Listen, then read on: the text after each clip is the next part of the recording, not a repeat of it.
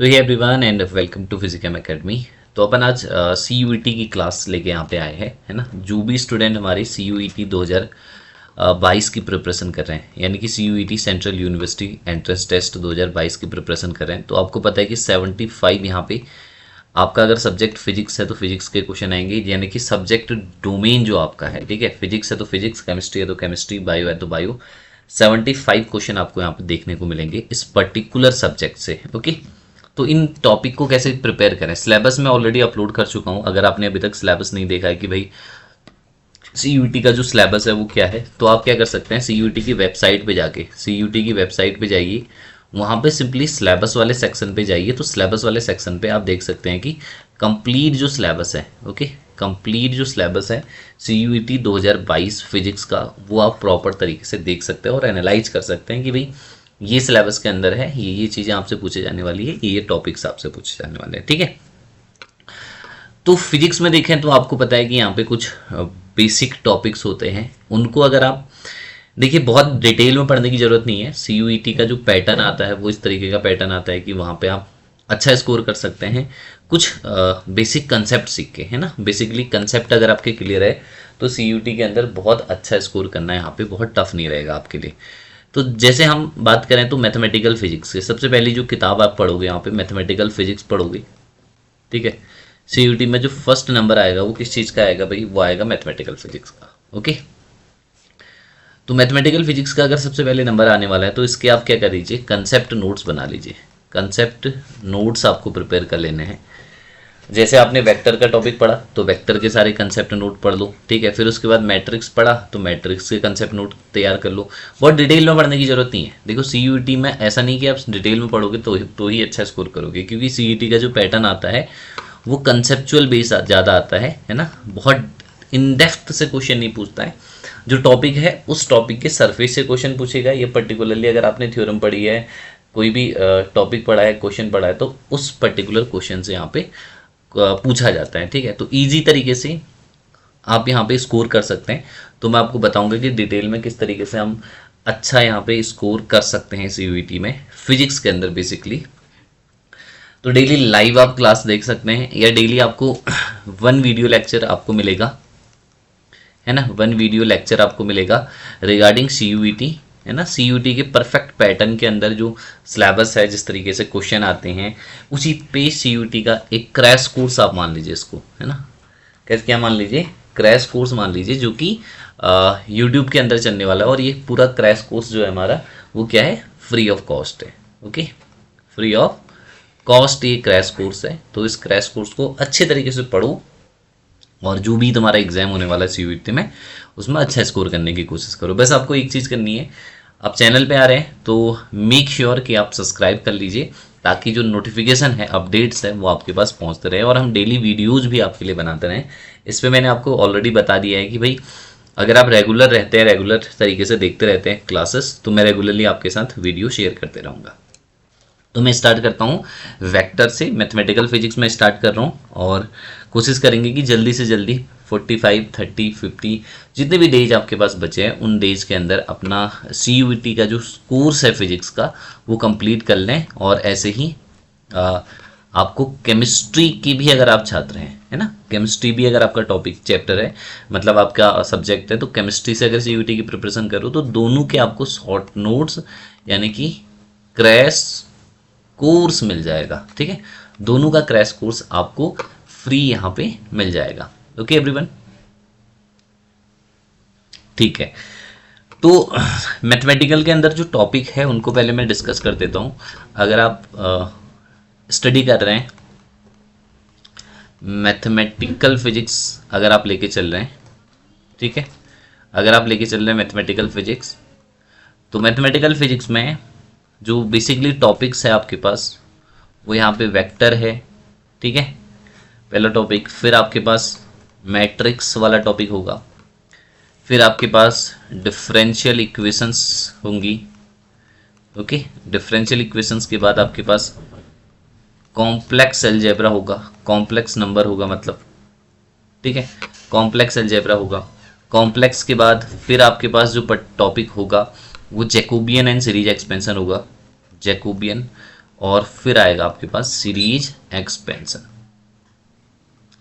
ठीक है, इन टॉपिक में किसी को दिक्कत नहीं होगी। सिलेबस जो दिया हुआ है सीयूटी ने उसके अंदर ऑलरेडी ये टॉपिक आपके मेंशन है कि भाई कौन कौन से टॉपिक आपसे पूछे जाने वाले हैं सीयूईटी एग्जाम के अंदर। ओके, तो सीयूईटी के अंदर ध्यान रखिए वेक्टर पूछे जाएगा, मैट्रिक्स पूछा जाएगा, differential equations, complex number, Jacobian आपसे पूछी जाएगी, सीरीज एक्सपेंशन जो होते हैं वो सीरीज एक्सपेंशन आपसे बेसिकली पूछे जाएंगे। ओके, तो स्टार्ट करें मैथमेटिकल फिजिक्स में वेक्टर से। तो वेक्टर के अंदर क्या क्या आपको बहुत प्रेम से पढ़ना है देख लीजिए, शॉर्ट नोट्स हम प्रिपेयर कर रहे हैं। वेक्टर क्रैश कोर्स टाइप का है ये, जैम और सीयूईटी के लिए बहुत हेल्पफुल रहेगा। तो देखिए सबसे पहले वेक्टर अलजेब्रा जब पढ़ें तो ध्यान रखिए अगर कहीं पे दिया हो a प्लस बी का मॉड है ना, दो वेक्टर का रिजल्टेंट दिया हुआ है तो रिजल्टेंट का फॉर्मूला होता है a square plus 2ab cos of theta.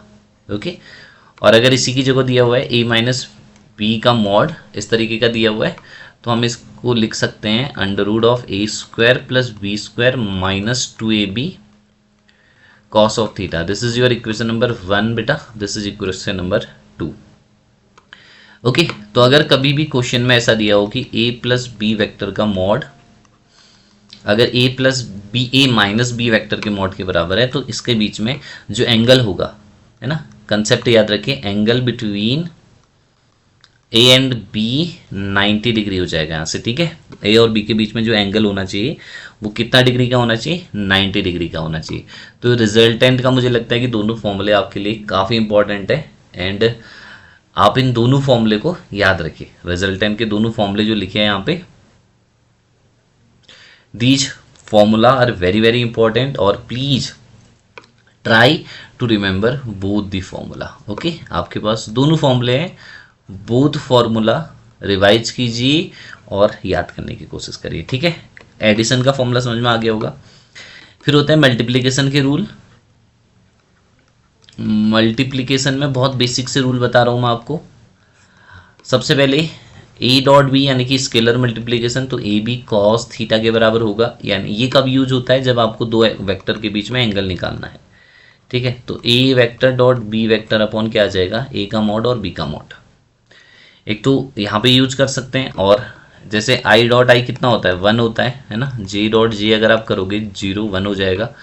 और ए डॉट बी हमेशा ए डॉट ए वेक्टर अगर है तो ये ए स्क्वायर कहलाता है ना। दो वेक्टर का अगर सेम वेक्टर है दोनों का डॉट करोगे तो उसको स्क्वायर में कन्वर्ट कर देगा। ओके, उसके किस में कन्वर्ट कर देगा भाई, स्क्वायर में कन्वर्ट करेगा। जैसे ए डॉट ए किया हमने तो ए स्क्वायर हो गया। और एक और पॉइंट इस पे ध्यान रखना है कि ए डॉट बी वेक्टर का मॉड जो होता है हमेशा वो B vector dot A vector के मॉड के बराबर होता है, यानी कि जो साइक्लिक ऑर्डर होता है यहाँ पे फॉलो होता है। एक और क्वेश्चन यहाँ से पूछा जा सकता है डॉट प्रोडक्ट से, अगर आपको कंपोनेंट ऑफ ए वेक्टर बताना है अलोंग बी वेक्टर।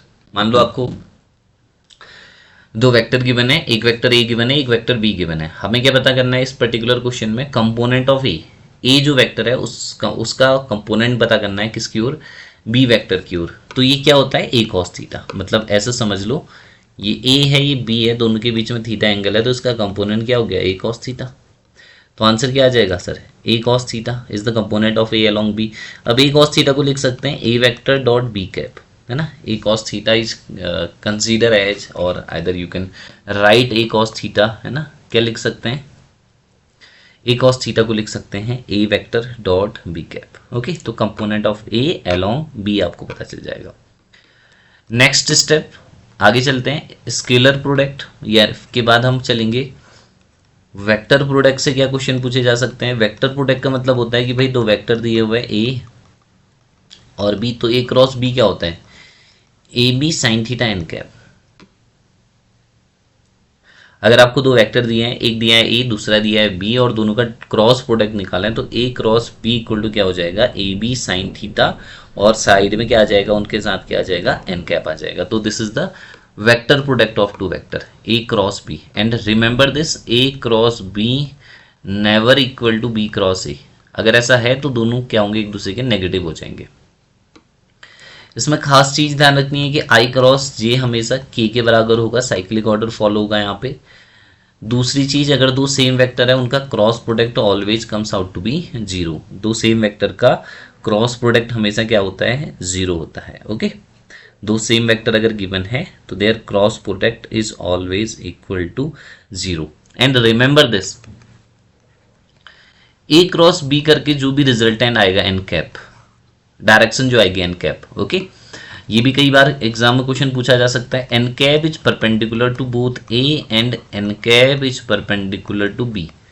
जो एन कैप होगा ए के भी परपेंडिकुलर होगा और एन कैप जो होगा वो बी के भी परपेंडिकुलर होगा। ये भी एक ट्रूथ है। ओके, इसको भी आपको ध्यान रखना है कि ये भी एक कंसेप्चुअल ट्रूथ है जो आपको समझ के रहना है। ठीक है, ऐसा नहीं कि भूल जाओ उसको। वेक्टर डबल प्रोडक्ट, ये सारी कहानी जो है वेक्टर डबल प्रोडक्ट की है। ओके, आज हम वेक्टर प्रोडक्ट एटलीस्ट पढ़ लेते हैं, फिर आता है वेक्टर ट्रिपल प्रोडक्ट। ओके, यानी कि हमारे पास तीन वेक्टर है और उनका हमें प्रोडक्ट अगर निकालना हो तो वेक्टर ट्रिपल प्रोडक्ट कैसे डिफाइन करते हैं। मान लीजिए आपके पास तीन वेक्टर है ए कॉमा बी एंड सी। ठीक है, हमारे पास तीन वेक्टर है, एक वेक्टर ए है भाई, दूसरा वेक्टर बी है भाई, और तीसरा वेक्टर क्या है हमारे पास, सी है। तो तीन वेक्टर है, उनका ट्रिपल प्रोडक्ट दो तरीके से हो सकता है। सबसे पहले हम इनका स्केलर प्रोडक्ट निकाल सकते हैं। स्केलर प्रोडक्ट का मतलब होता है कि A dot B cross C, final जो रिजल्ट आएगा, ठीक है, ये हमेशा B dot C cross A के बराबर होगा। साइक्लिक ऑर्डर फॉलो होगा यहाँ पे। तो ये रिजल्ट जो आएगा है ना, अगर हमें कभी पता करना हो ए क्रॉस बी क्रॉस सी, तो आपको ये ध्यान रखना है कि ये आपस में क्या होंगे, एक इनका जो रिजल्टेंट आएगा यहाँ पे A1 A2 A3 स्केलर आएगा, एक B1 B2 B3 और यहाँ पे आएगा C1 C2 C3, यानी कि जो इसका रिजल्टेंट आएगा it comes out to be scalar quantity. Okay, हमारे पास तीन वेक्टर है, मान लो एक A है, दूसरा B है, तीसरा C है। तीनों का हमने क्या किया, स्केलर ट्रिपल प्रोडक्ट अगर फाइंड किया। ठीक है, अंडरस्टूड ना। अगर हम तीनों का क्या फाइंड करें, स्केलर ट्रिपल प्रोडक्ट फाइंड करें, तो जो स्केलर ट्रिपल प्रोडक्ट आएगा इन तीन वेक्टर का, it comes out to be a scalar quantity. Okay, और सेकंड चीज क्या होती है कि अगर if A comma B and C are coplanar, coplanar का मतलब एक ही प्लेन में लाई कर रहे हैं, तो A dot B cross C की जो वैल्यू होगी it again comes out to be zero. ठीक है, कोप्लेनर वेक्टर उन वेक्टर को कहते हैं भाई जिन वेक्टर का क्रॉस यानी कि स्केलर प्रोडक्ट क्या आता है, जीरो आता है। और क्या आ सकता है यहाँ पे, वॉल्यूम ऑफ पैल्यूपाइड। ठीक है, ये कितना होता है, ये होता है A cross B cross C के बराबर। Okay, so I hope all these point are clear. अगर कभी इससे क्वेश्चन आए कि प्रूफ करो तीन वेक्टर गिवन है कोप्लेनर है, तो आप ये कंडीशन लगा दोगे। ठीक है, वॉल्यूम ऑफ पैल्यूपाइड पूछे तो ये कंडीशन लगा दोगे, है ना। अलग अलग कंडीशन है, यूज कर सकते हैं उसको। साइक्लिक ऑर्डर फॉलो करता है A B C B C ए, है ना, यानी कि A dot B cross C B dot C cross A और C A B C dot A cross B, all are equal. Next thing second होता है vector का vector triple product. Okay, vector triple product. देखो, एक तो था vector का scalar triple product, ये समझ में आ गया होगा कि भाई तीन अगर वेक्टर दिए हैं तो उनका स्केलर ट्रिपल प्रोडक्ट कैसे निकालेंगे। ठीक है, पहला पॉइंट समझ में आ गया होगा कि तीन अगर वेक्टर गिवन है तो उनका स्केलर ट्रिपल प्रोडक्ट कैसे फाइंड करेंगे, इट इज क्लियर। अगर हमें वेक्टर का वेक्टर ट्रिपल प्रोडक्ट फाइंड करना हो, है ना, आपके पास वेक्टर है तीन ए बी सी और उनका वेक्टर ट्रिपल प्रोडक्ट फाइंड करना हो, तो ए क्रॉस बी क्रॉस सी निकाल रहा हूँ मैं, मतलब बेसिकली। तो इसका मतलब है इसको लिखते हैं back B A dot C minus cap C A dot B. इससे पहले ड्राग डेल्टा वाला क्लास देख लेना। ठीक है, ऑलरेडी मैंने अपलोड किया हुआ है, तो ड्राग डेल्टा की क्लास देख लोगे तो ये थोड़ा बहुत आसान रहेंगे। तो अगर आपको स्केलर ट्रिपल प्रोडक्ट फाइंड करना है तीन वेक्टर का, तो इस पॉइंट को ध्यान रखिए। और ध्यान रखिए कि A cross B cross C B cross C cross A, ठीक है, plus C cross A cross B.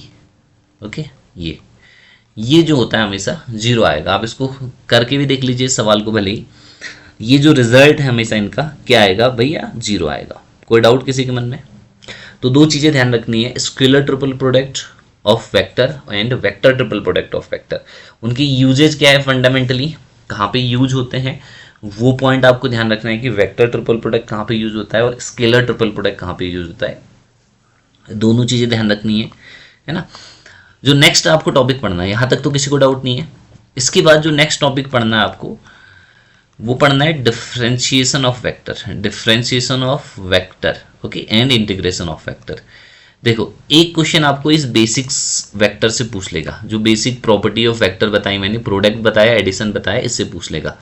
जो नेक्स्ट क्वेश्चन आएगा आपका मैथमेटिकल के अंदर वेक्टर से, वो डिफरेंशिएशन ऑफ वेक्टर से आएगा। तो दो तरीके के डिफरेंशिएशन होते हैं, एक तो होता है ऑर्डिनरी डिफरेंशिएशन। तो ऑर्डिनरी डिफरेंशिएशन में सिखा देता हूँ, डिफरेंशिएशन ऑफ वेक्टर। ओके, तो ऑर्डिनरी डिफरेंशिएशन में क्या होता है कि अगर एक वेक्टर ए है जो टी का फंक्शन है, टी स्क्वायर आई प्लस 2tj ऐसे दिया हुआ मान लो, तो इसका डिफरेंशिएशन किसके रिस्पेक्ट में करेंगे, डी बाई डी टी करेंगे, है ना। तो हमें पता चल जाएगा two T two I plus 2j, जैसे हमें R is a position vector दिया है, it is a function of time, 2ti plus T square J दिया हुआ है। तो अगर हम इसकी वेलोसिटी निकालना चाह रहे हैं तो क्या करेंगे, D R by D T कर देंगे। तो D R by D T करेंगे, वेलोसिटी निकल जाएगा। अगेन एक्सेलरेशन निकालना चाह रहे हो तो D V by D T कर दो, या D V by D T को हम क्या लिख सकते हैं, D square R by D T square, तो एक्सेलरेशन निकल जाएगा। तो by these formula you can easily find out your result. Okay, इन फॉर्मूले को यूज करके आप अपना रिजल्ट बहुत बेसिक तरीके से निकाल सकते हैं। ओके, तो ये तो हुआ ऑर्डिनरी डिफरेंशिएशन। ये क्या हो गया हमारा बेसिक ऑर्डिनरी डिफरेंशिएशन, जहाँ से सवाल इस तरीके से आएगा कि एक वेक्टर गिवन होगा, उसको डिफरेंशिएशन करके पूछना होगा, या समथिंग वट कोई भी क्वेश्चन होगा।